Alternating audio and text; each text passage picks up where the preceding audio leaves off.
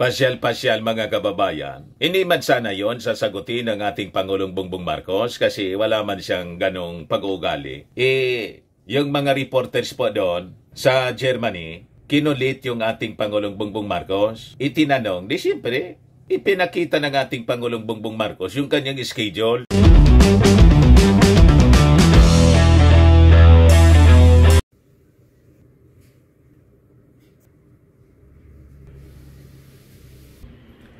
Yung leisure travel mga kababayan ng ating Pangulong Bongbong Marcos sa Germany, pasyal-pasyal sabi ng dating Pangulong Fenta King, pasyal-pasyal talaga Mr. Rabillas. Yan ang tawag po ni Maudigs. Pero Mr. Maravillas, sinagot na ng Pangulo. Di man sana po, papatulan ng ating Pangulong Bongbong Marcos yung mga patutsada po, pasaring ni Maudigs. Kasi alam niyang nakabatak na. Tumira na naman siguro po ng fentanyl mga kababayan. Naging ballistic na naman doon po sa Liwasang Bonifacio Rally. Pero yung tinatawag na leisure travel ng ating Pangulong Bongbong Marcos, napakaganda po ng resulta. Bakit niyo, Mr. Maravillas? Tingnan ninyo itong patsal-patsal ng ating Pangulong Bongbong Marcos. Nagresulta mga kababayan sa $4 billion na investment deals. Yan 4 billion na investment deals nakuha ni PBBM sa unang araw pa lang ng kanyang 3-day working visit sa Germany. Or 220 billion pesos na investment deals. Yan po ang leisure trip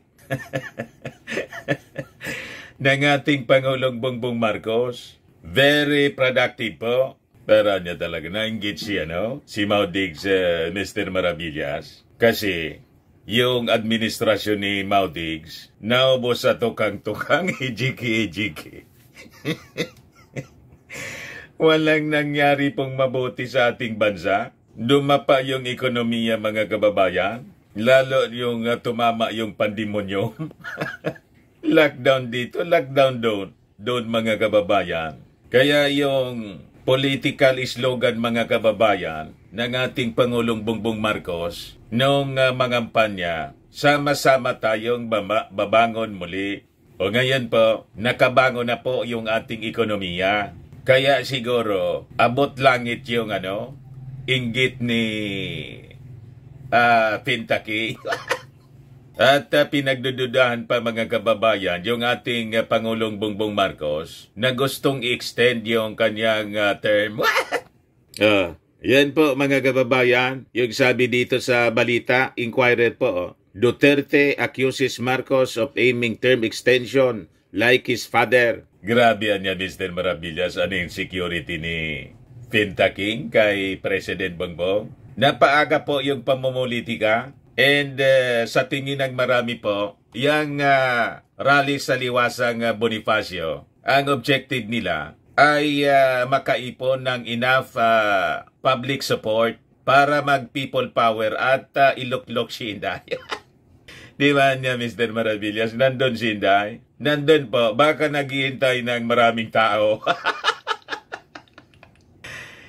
Wala man po silang may kayat na ng maraming mamamayang Filipino. Kasi sino man po ang susupport sa alam ng mga mamamayang Filipinong unstable yung mga pag-iisip at masasama ang ugali. Sasama ka ba sa mga ganong mga uri ng tao? Di ba hindi? Nandito din ako para manawagan sa lahat na ipagdasal natin ang ating bansa. Magdasal tayo ng katotohanan, ng hustisya para sa lahat. Pantay-pantay ang pagtrato ng gobyerno sa lahat ng mga tao. Kita ninyo si Inday. Iniwan ng ating Pangulong Bongbong Marcos na maging caretaker sa ating gobyerno habang siya nagtatrabaho. Nasa working visit po sa Germany and Prague. Tapos nandun sa rally na ang objective mga kababayan ng rally Paresignin yung ating Pangulo at iluklok siya. O di ba mga kababayan? Pero tingnan ninyo yung ating Pangulong Bongbong Marcos. Confident na confident yung ating Pangulo. Kasi kung hindi po tiwala yung ating Pangulo, hindi na sana siya lumarga pa pa Europe at hindi iiwan si Inday rito na nandun mga kababayan sa grupo ng mga nagrarally na ang objective patalsikin siya sa palasyo. Na-mention nga po ng kanyang tatay, nagparinig, dito muna lang tayo anya, wag muna tayong pupunta sa palasyo.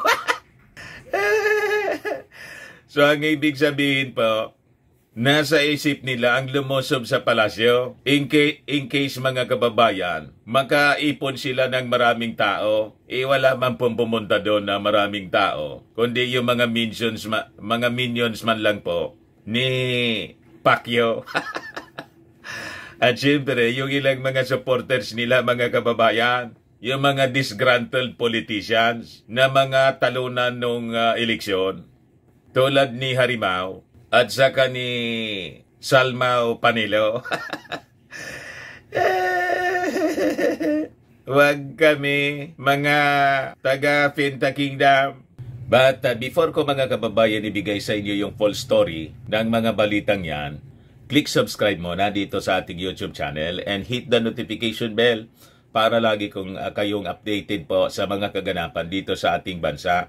Like and share na rin po ninyo ng ating video. At huwag na rin po ninyo na-skip yung ating mga commercial ads para tuloy-tuloy lang ang pag-unlad ng bagong Pilipinas. Sa mga naghanap ng malinis and spacious fitness gym, punta lang po kayo sa aming Colossal Fitness Gym. We also offer Grab Car Rental with our brand new 2023 model ng Toyota Innova. We also accept booking for those who are planning to travel via PAL, Cebu Pacific, and other airline companies, local and international. And bills payment for Meralco bills, Aleco bills dito sa Albay, PLDT, etc. Kahit saan po kayo gusto na mag-travel, pwede na kayo magpa-booking dito sa amin, online. Pati po sa mga hotels, nagbo-book po kami. May Paymaya kami, may bayad center na rin sa office. Ang Colossal Fitness Gym is located at 3rd floor Security Bank Building, Landco Business Park, Legazpi City, Albay. For inquiries, look for Gilon Maravillas, contact number 0966-802-0949. Yan yung aming Innova. Lagi na pong matao sa amin. Na-set up na rin po yung mga bagong gym equipment. May treadmill na rin po kami. Ito naman po yung bago naming product na binibenta online. Eye Glow Serum, whitening po siya. Tingnan ninyo yung epekto sa aking anak na architect before and now. Yung mga inquiries po ninyo, dumiretso na lang kayo sa kanyang Facebook account, Riz Maravillas. Ito naman po, Firmax Firming and Lifting Cream, pinapahid po sa mga pulses in affected area. Mainam po siya sa mga pains at mga paninigas ng mga kaso-kasoan. Ito naman po, Automax Radiant Serum. Sa mukha naman yung application. Anti-aging po siya. You will look 10 years younger than your age. Sa mga cancer patients naman po, try niyo po itong Nengxia Red Mix Fruit Drink. Hindi man po siya gamot, food supplement siya. Kaya lang gawa siya sa goji berry. Yung goji berry may anti-cancer properties. Yung mga inquiries po ninyo, dumiretso na lang kayo sa aming messenger sa Facebook para masagot namin agad. Ayos pa? Ayos na ayos ang Mr. Maravillas. So, balikan natin mga kababayan yung ating mga kwento. Kwentong paninira po ng dating Pangulong Maudigs. Sinisiraan yung mga ginagawa ng ating Pangulong Bongbong Marcos. Sino man niya, Mr. Maravillas, maniwala sa Finta King na yan? Kitang-kita naman yung mga ginagawa ng ating Pangulong Bongbong na talagang tutok na tutok sa kanyang trabaho. Kaya baseless yung mga sinasabi ni Maudigs na sige lang ang pasyal-pasyal. Yan ang sinabi niya po doon sa rally sa Liwasang Bonifacio. Napakalinaw po na napakaganda ng naging resulta ng mga travels, foreign travels ng ating Pangulong Bongbong. O yan po ang ebidensya. 4 billion investment deals yung nakuha po. Sabi diyan, nakakuha agad ng 4 billion pesos, dollars pala, US dollars, o katumbas ng 220 billion pesos investment deal si Pangulong Ferdinand Romualdez Marcos Jr. mula sa 8 kasunduan na nilagdaan sa Philippines Germany Business Forum nitong Martes, Marso 12. Kabilang sa mga ito ang 2 memoranda of agreement na layong paangatin ang kalidad ng pagsasaka at palawigin at pagtulungan ng 2 bansa sa iba't ibang sektor tulad ng manufacturing, energy at security. Kaya nanggagalaiti po si Maudig kasi laging kasama sa mga lakad ng ating Pangulong Bongbong Marcos sa abroad yung security ng ating bansa. Ibarkada niya po si Xi Jinping. Na-insecure po. Ang gusto po ni Xi Jinping, wag lang tayong magpalakas ng ating defense. Yung ating Pangulong Bongbong Marcos, hindi siya papayag. Yun ang kanyang sinumpaan, mga kababayan.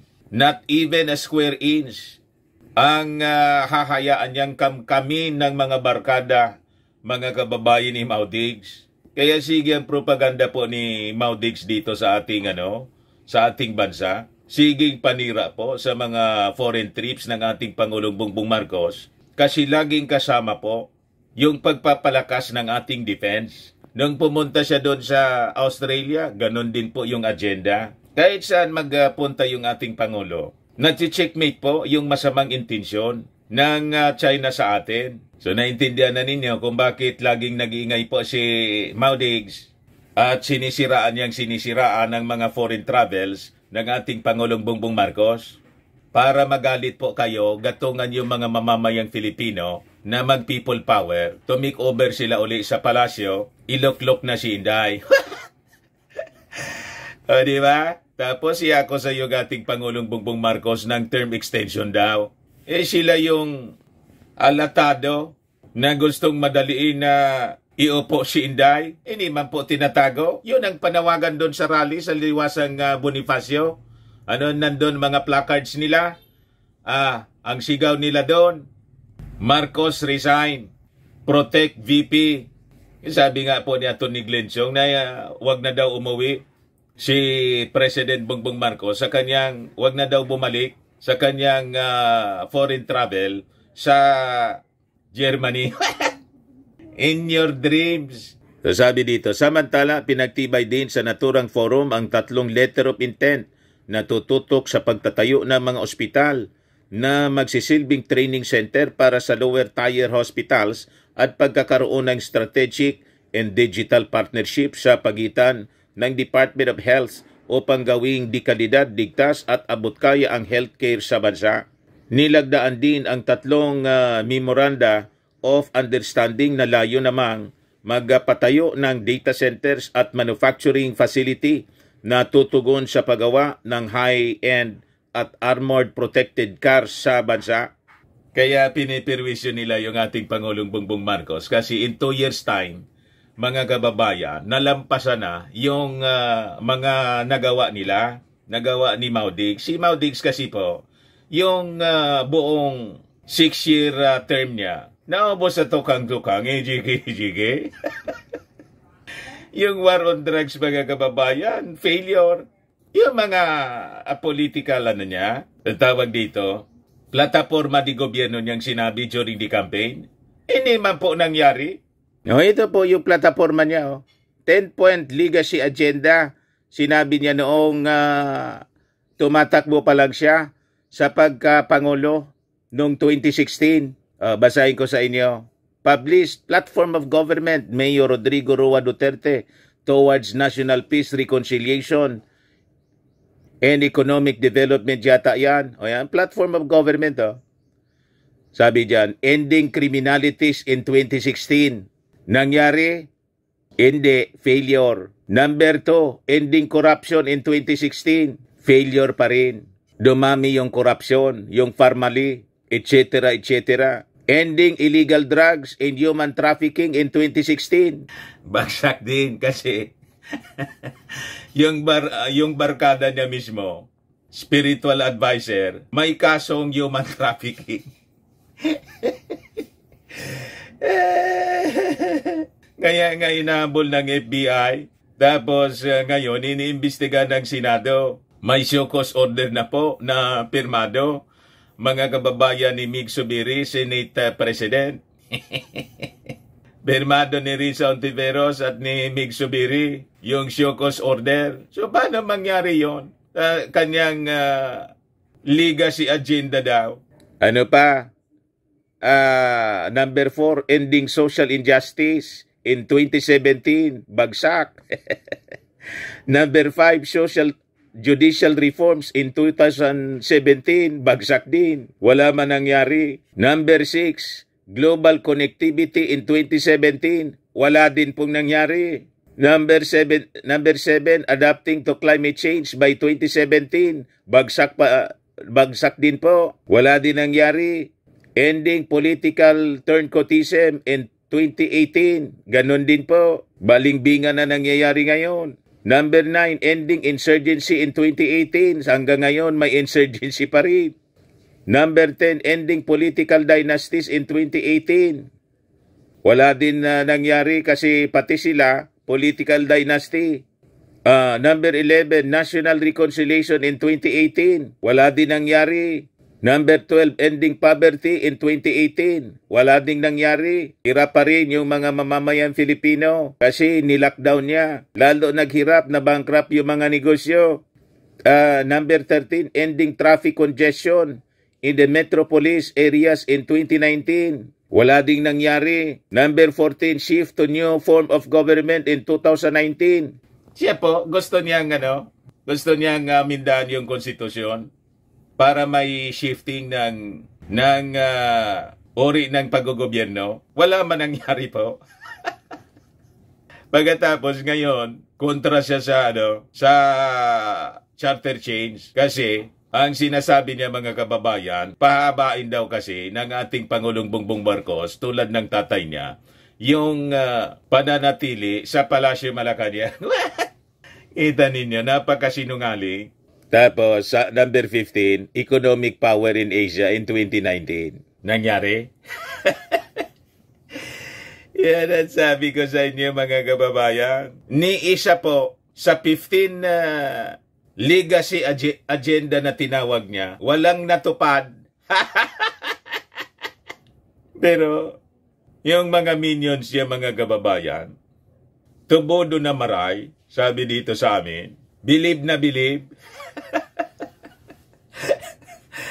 Kahit anong sabihin mga kababayan ni Maudigs, kahit pabalibaliktad, paiba-iba kahit ano na lang ang sinasabi, naniniwala yung mga minions niya. Ganon mga kababayan, pati nga yung pulburon na akusasyon sa ating Pangulong Bongbong Marcos, binawi na ni Diggs, pinaniniwalaan pa rin ang mga minions. Na may pulburon. O, diba? Ganon katindi. Ang mga fanatic, mga kababayan ni Diggs, tumigas na yung utak.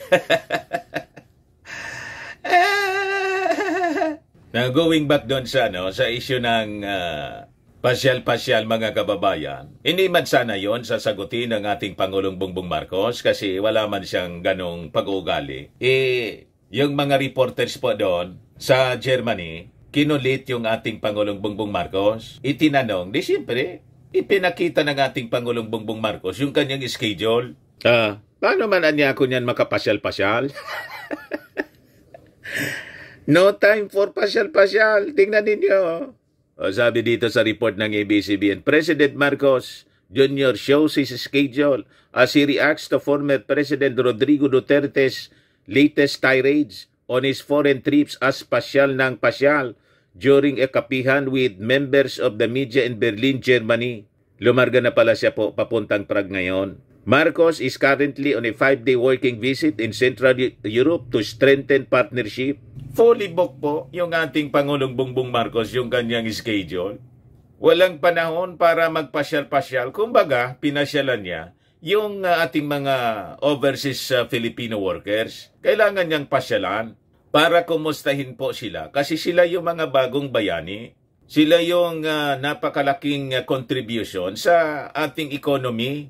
At siyempre para makumusta yung kanilang kalagayan. Pero magpasyal-pasyal po. Lahat kasinungalingan ang mga sinasabi po ni Finta King. Sabi ng ating Pangulo, this is my schedule niya. Where's the time for leisure? It's my schedule for today. Where's the pasyal? None, Marcos said as he held up a copy of his schedule for the Philippine media delegation to see. He went on, you were with me. We don't go sightseeing, even in the places that I spent a lot of time. I have not been able to visit the places that I used to visit because we're here to work. Hindi ko nga din maintindihan yung mga kasamang reporters ng ating Pangulo kung bakit itinanong pa yon. Sila mismo kasama sa foreign working visit ng ating Pangulong Bongbong Marcos. At kung saan pumunta yung ating Pangulo sa mga meetings, kasama sila. So, witness sila mga kababayan na talagang sub-sub sa trabaho yung ating Pangulong Bongbong Marcos. Kung ako ang reporter, ba't ko itatanong pa?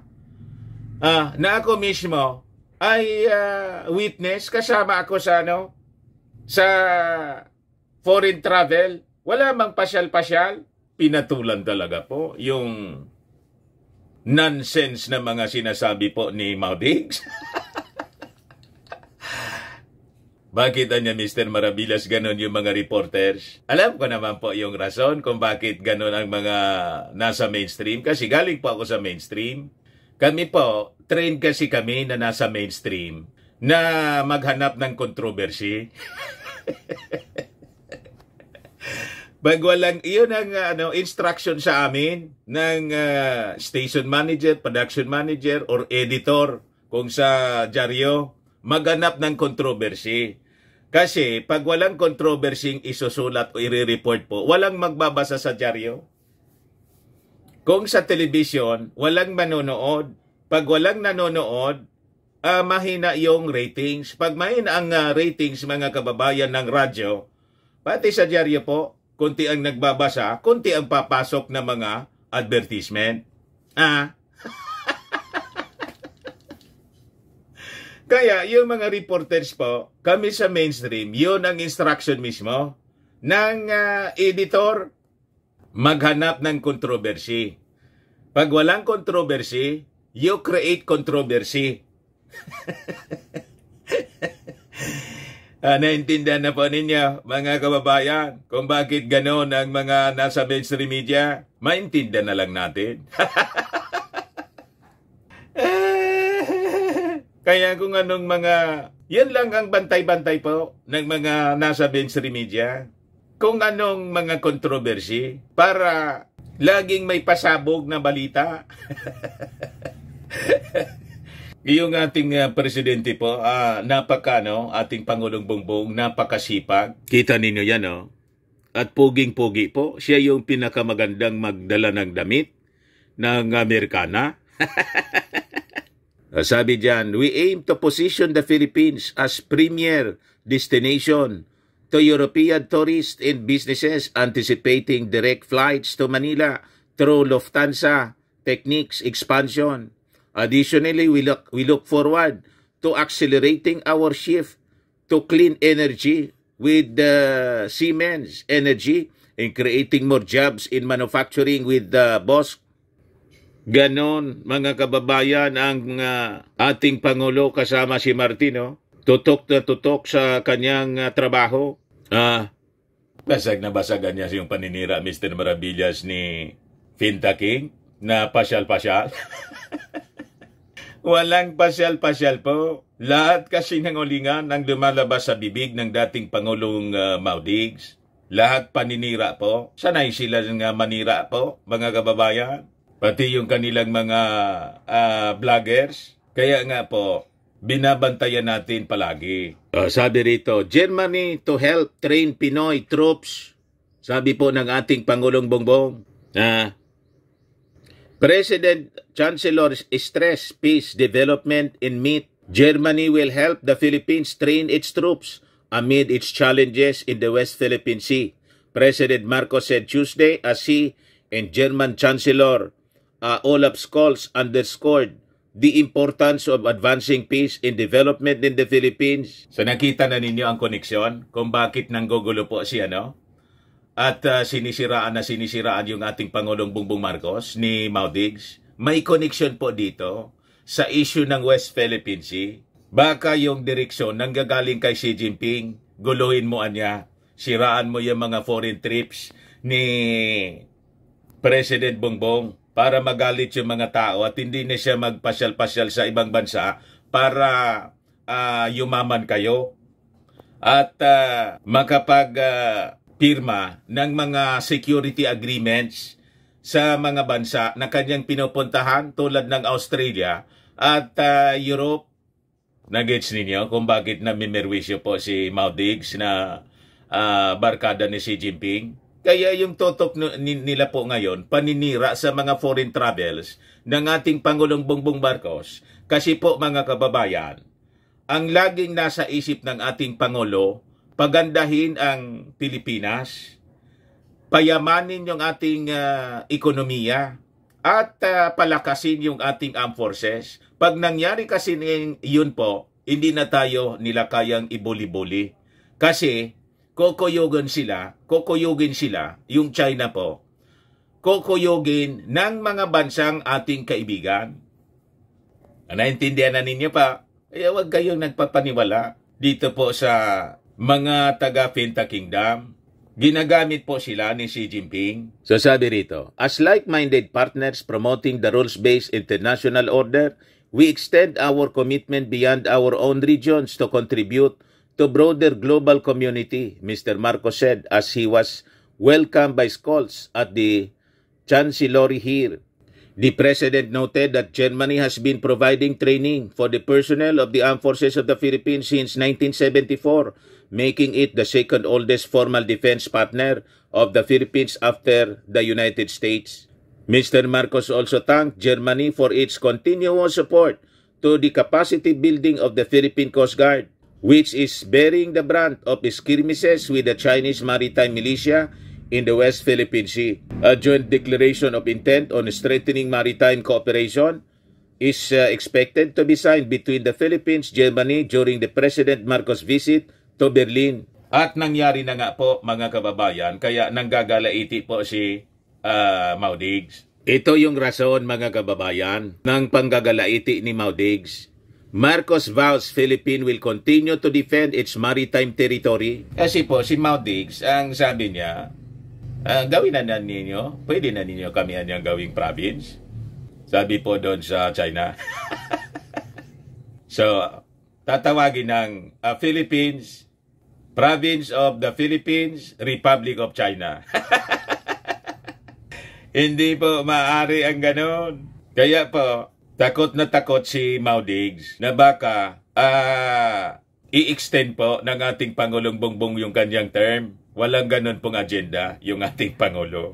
Yun ang bukang bibig po ni Mau Diggs. Kasi pag ganon mga kababayan, yung pangarap ng kanyang barkadang si Xi Jinping na lamunin yung ating territory, hindi po yun mangyayari. So long, mga kababayan, ang Pangulo, ang ating Pangulong Bongbong Marcos, ang nasa Palasyo Malacanang. Kaya gusto nilang paresignin.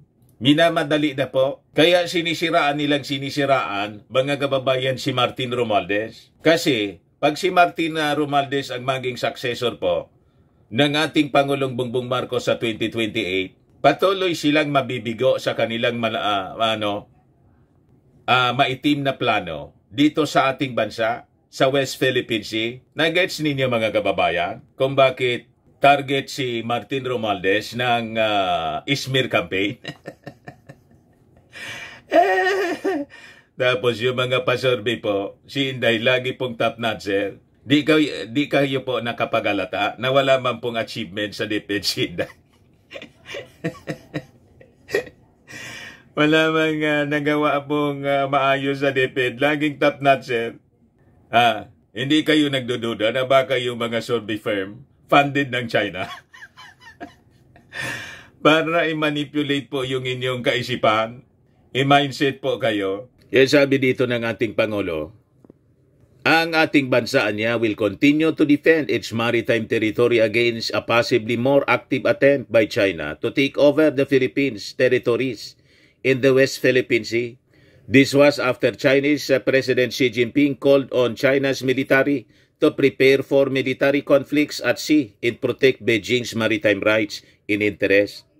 In a press conference with reporters here, the President appeared to be unsurprised with Xi's directive to China's military, but said the government will continue to do what we can to defend our maritime territory. Frankly, I don't think there is anything new there. That's what they've been doing already. They have defined the 10-dash line and they continue to defend it. He said it was already China's policy for the last few years, even if Xi did not state that outright until now. Kaya po, siging ikot ng ating Pangulong Bongbong Marcos para i-engage po yung mga like-minded countries na tulungan po tayo, because sabi nga ng ating Pangulong Bongbong Marcos, this is actually a David and Goliath situation. Pero alam naman natin sa kwentong David and Goliath sa Bible, ang panalo po si David. Tama? Si Goliath, representing China, iganti po si Goliath, tayo, si David, maliit na bansa at mahina, pero dahil sa tulong ng ating Panginoon, kaya believe, mga kababayan, hindi tayo pababayaan ng ating Panginoong Hesukristo, ng ating Panginoong Diyos. Iyong China po, godless, tulad po ni David in Goliath, panaloan niya, sabi ni President Bongbong, panalo si David. Yon ang nakikita ng China sa atin.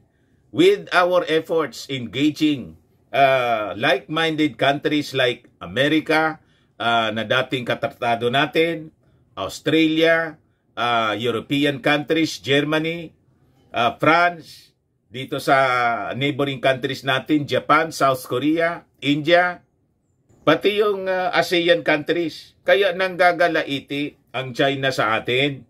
Ginagamit yung kanyang mga kaalyadong politiko po para i-destabilize yung ating gobyerno, ang gobyerno ng ating Pangulong BBM. Kaya wag kayong nagpapaniwala sa kampo nila, mga kababayan. Kaya ito po, takot na takot sila na magtuloy-tuloy ang Marcos administration. Duterte accuses Marcos of aiming term extension like his father. Baseless accusation, mga kababayan. Kumbaga, mga kababayan, ang pwedeng gawin ng ating Pangulong Bongbong Marcos ay i-anoint niya yung kanyang trustee.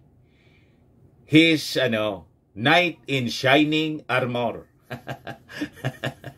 Speaker Martin Romualdez, kasi pareha sila ng pag-iisip and agenda. Tama ba? Ayan man lang, mga kababayan. Ako po si Dante Maravillas. Bye-bye. God bless.